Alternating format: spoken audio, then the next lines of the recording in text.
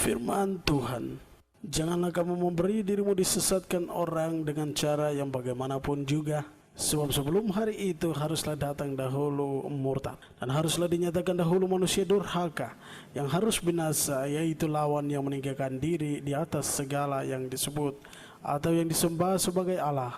Bahkan ia duduk di bait Allah dan mau menyatakan diri sebagai Allah. 2 Tesalonika ayat 2 hingga ayat yang ketiga dan 4. Bapak dan Ibu yang diberkati oleh Tuhan kita Yesus Kristus, selamat datang di channel Zaman Akhir. Dan pada kesempatan kali ini saya hendak bersaksi tentang suatu penglihatan yang disampaikan oleh Tuhan kepada saya tepat pada tanggal 24 Maret 2018. Tuhan menunjukkan kepada saya tentang suatu penyusunan dunia baru menuju kehancuran. Pesan penglihatan Tuhan ini disampaikan kepada saya pada saat bulan Maret 2018, dan pada malam itu saya usai berdoa dan hendak tidur, dan di tengah tidur saya saat itu Tuhan membawa roh saya ke suatu tempat seperti suatu gedung yang sangat besar dan selalu dipakai untuk pertemuan duta negara sedunia.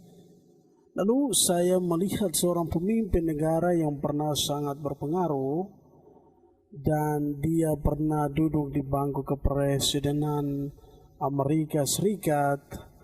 Dia adalah Barack Obama.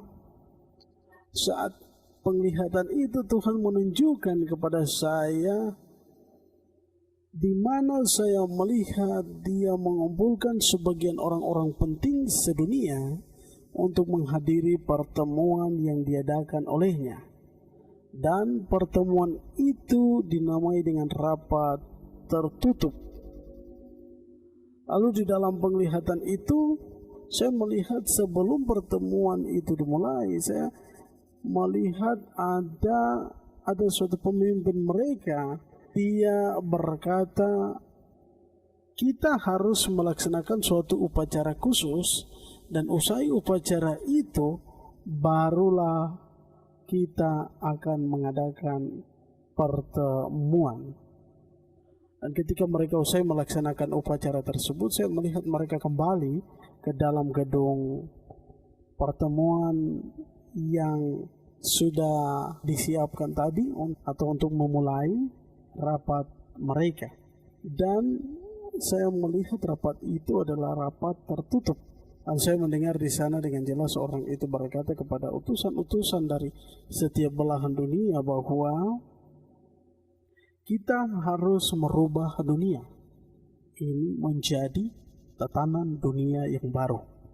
Ketika saya mendengar apa yang disampaikan oleh orang itu, saya seperti orang yang bingung apa yang dimaksudkan atau yang disampaikan oleh pemimpin tersebut. Lalu di situ Tuhan mulai menyampaikan kepada saya bahwa itu adalah suatu rencana besar iblis memakai mereka ini untuk merubah dunia yang lama menjadi dunia yang baru, sehingga itu disebut sebagai tatanan dunia yang baru. Dan itu rencana mereka adalah membuat suatu kepemimpinan yang disebut seorang Tuan Agung, dan dia adalah antikris. Bapak dan Ibu yang diberkati oleh Tuhan kita Yesus Kristus, di situ saya mulai mengerti, dan Roh Kudus masih terus membimbing saya untuk melihat apa yang terjadi di dalam gedung pertemuan itu. Lalu ketika Tuhan menunjukkan semua hal ini kepada saya, tiba-tiba saja seorang bapak mendatangi saya. Saya tidak mengenal bapak itu siapa, dan tepat di tangan saya ada sebuah Alkitab yang dipegang, dan saya bertanya kepada bapak itu, "Bapak, kenapa semua ini harus terjadi?" Lalu saya mendengar bapak itu berkata, "Kau harus tahu bahwa semua ini telah tertulis di dalam firman Tuhan, dan semuanya akan digenapi. Sebagaimana yang telah dijelaskan bahwa akan ada satu masa dan dua masa, serta setengah masa." Lalu saya mendengar suara Tuhan berkata, waktu dan saat itu akan dimulai dari tahun 2020. dan seterusnya. Bapak dan Ibu yang diberkati oleh Tuhan kita Yesus Kristus, ketika saya dibawa ke tempat itu dan melihat apa yang hendak Tuhan singkapkan kepada saya di situ, saya pun dibawa kembali. Saya terbangun dari tidur saya dan menulis semua pesan penglihatan Tuhan ini di dalam buku penglihatan saya. Dan inilah kesaksian saya tentang suatu rencana besar untuk membentuk tatanan dunia baru yang akan menuju pada kehancuran. Bapak dan Ibu yang diberkati oleh Tuhan kita Yesus Kristus, saya juga mau menyampaikan kepada Bapak dan Ibu serta saudara-saudara sekalian bahwa dari kesaksian ini kita mau belajar bahwa di zaman dan saat-saat terakhir ini kita akan banyak mengalami berbagai keadaan di zaman ini. Dan ingatlah bahwa rencana besar si iblis itu adalah membentuk suatu tatanan dunia baru yang akan ditandai dengan bilangan seorang manusia. Dan sudah tentu dunialah yang menjadi target utama iblis ini. Rencananya adalah sebanyak manusia yang diperoleh lewat pemberian tanda itu ada bersama-sama dengan mereka di dalam neraka.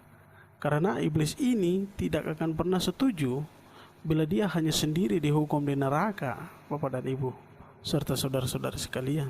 Olehnya maka usahanya adalah membawa sebanyak mungkin manusia menjadi pengikutnya dan dihukum bersama-sama dengan dia di dalam neraka. Saya percaya bahwa kita sebagai orang-orang yang percaya kepada Tuhan Yesus, senantiasa menyerahkan seluruh kehidupan kita kepada Tuhan.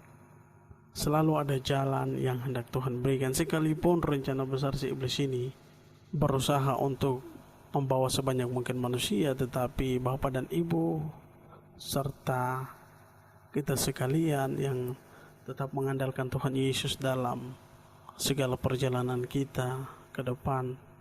Langit dan bumi boleh lenyap, tetapi kita yang adalah orang-orang percaya akan diangkat, dibawa, dijemput oleh Tuhan kita Yesus Kristus menuju kerajaan sorga yang kekal.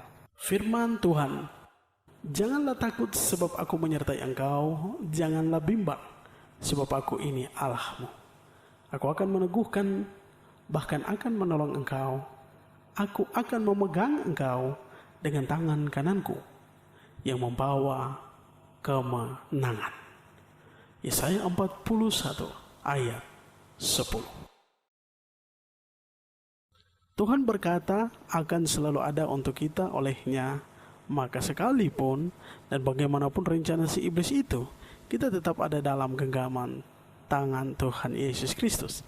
Sampai ia sendirilah yang akan membawa kita ke tempat di mana ia berada, itu kerajaan sorga yang kekal. Terima kasih buat Bapak dan Ibu yang diberkati oleh Tuhan kita Yesus Kristus, yang sudah meluangkan waktunya untuk menyaksikan apa yang Tuhan sampaikan bagi kita sekalian. Kiranya kesaksian ini menjadi berkat bagi kita semua. Shalom, salam, zaman akhir.